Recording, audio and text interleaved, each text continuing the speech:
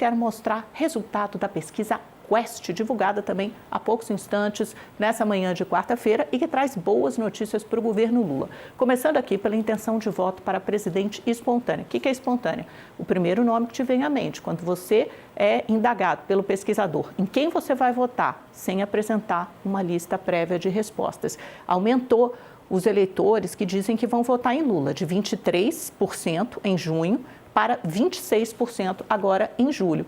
E Flávio Bolsonaro teve o efeito oposto, caiu de 17% para 14% os eleitores que dizem que vão votar espontaneamente em Flávio, que mostra aquele voto mais cristalizado. Passando para a próxima, que é a intenção de voto quando você é a primeira aprovação do governo Lula, né?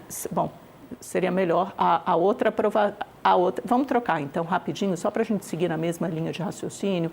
Peço ao Gustavo Aleixo, meu produtor, por favor. Então, intenção de voto para presidente do primeiro turno, essa é quando você é apresentada com uma cartilha ali com os nomes em ordem alfabética dos possíveis candidatos. Nesse cenário, Lula chega a 40% das intenções de voto contra 28% de Flávio Bolsonaro. Um ponto para cima Lula, um ponto para baixo Flávio, de um mês para o outro.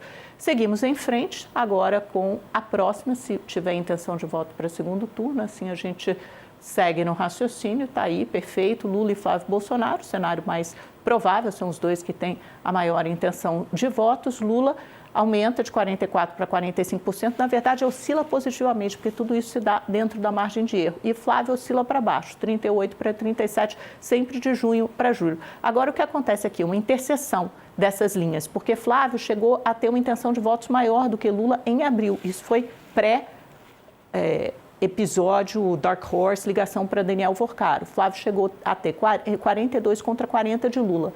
Desde então, de abril até julho, veja a trajetória, o caminho que ele percorreu. O filme é sempre mais pedagógico e ilustrativo. Ele saiu de 42% das intenções de voto, chegou agora aos 37%. Então, caiu fora da margem de erro, por isso uso esse termo, caiu 5 pontos percentuais. E o que aconteceu com Lula? Ele saiu de 40% em abril e subiu os mesmos 5 pontos percentuais. E agora temos esse cenário de 45% a 37% para Lula.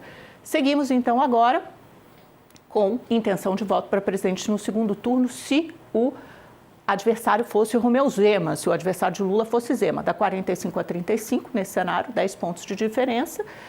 Se o adversário fosse Ronaldo Caiado, que é o ex-governador de Goiás, aí temos aqui um cenário em que Lula venceria também por 45% a 36% de Caiado, 9 pontos de diferença, praticamente a mesma coisa.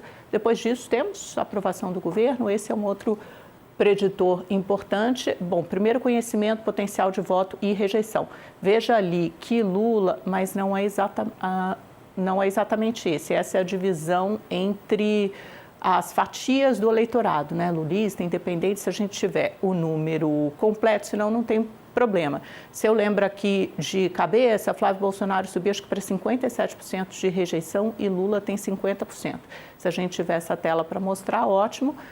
Senão, a gente segue em frente, porque o nosso tempo é sempre curto. Então, está aí, a rejeição de Lula era 55% em abril, caiu, chegou a 50% agora. E veja o que aconteceu com Flávio.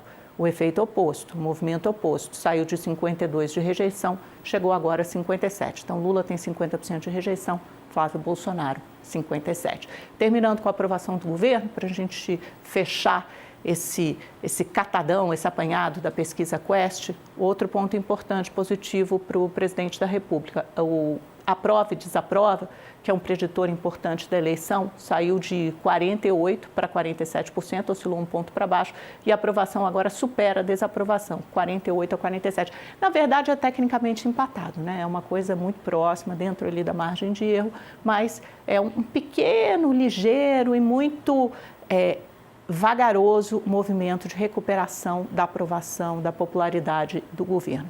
Vamos dar o servicinho aqui da pesquisa, da Quest.